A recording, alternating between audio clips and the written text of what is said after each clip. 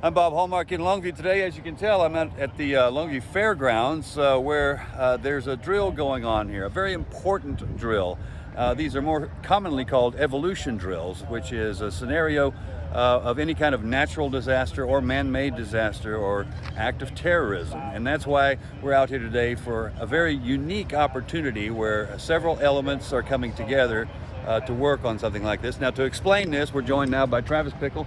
And now you've been with the department for a long time. Yes, sir. I'm guessing you've seen a lot of these. I understand this is the first time you've worked with the Army. This is the first opportunity we've had. Yes, sir. Okay. Yes, sir. Tell us a little bit about what this is. What are we doing today? So the 355 MCAS unit, which is they're a medical unit out of Bossier that responds to mass casualties, major incidents.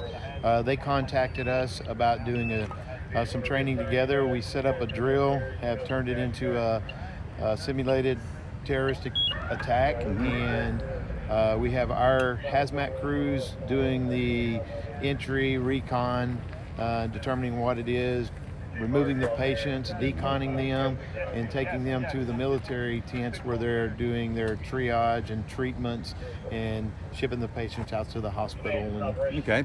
Now we're going to show you some pictures. Well, as you can see over Travis' shoulder right here, this is where the Army has set up their triage, and they also have a decon station over here too, where this is something that we don't normally think of, but when you have something where a chemical agent may be used, a decon area has got to be essential to something like this. Yes, sir. Actually, the responders, the entry teams cannot actually make entry until a decon is set up. That is their fail-safe to get out in case something happens.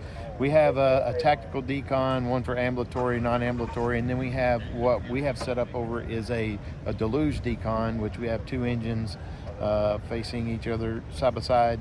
Then we have fog nozzles where we can run our crews through, or if they need a rapid deluge decon, we can get them through that way. A lot of elements go into this, isn't it?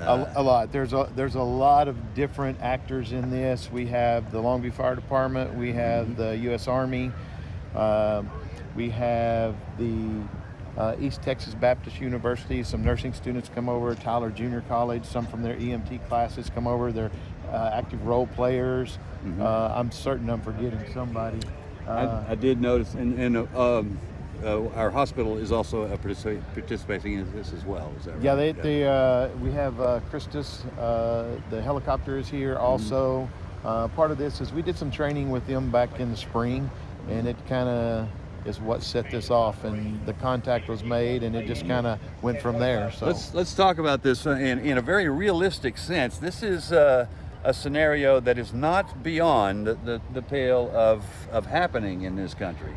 We understand that our scenario here is that we have an event, somehow something happens here, and we need to respond, and that's why this is important, is you guys need to train to be able to respond to these things. Yes, sir.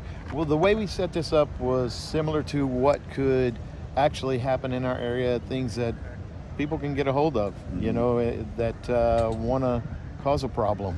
And we respond to it as an unknown. We don't know what the gases are, the vapors, or whatever the scenario may be. So we have to go in a level A, figure out what it is, the highest level of protection we have, and determine by all of our monitoring and testing. And then we come out, that was our recon team, and we come out and send an entry team in to fix the problem. After research is done from the monitoring and the sampling to determine all the factors for it.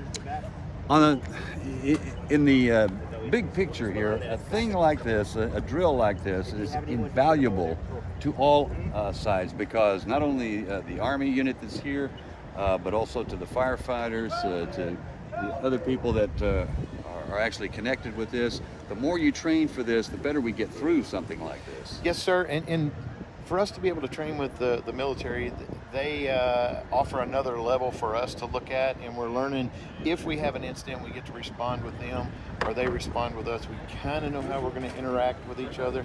We're hoping to make this an annual event. We have high hopes, depending upon how well this turns out at the end. It seems to be going pretty well so far. It offers a lot of opportunities for a lot of players in the area to get that experience. We have brand new guys that are on our hazmat team they're just now getting their feet wet, and getting to experience something like this is invaluable. You know, it's a great opportunity. All right, Travis, thank you so much. Appreciate it. Yes, sir. All right, and we will have much more on this story tonight on KLTV 7 News for KLTV Web Extra. I'm Bob Hallmark.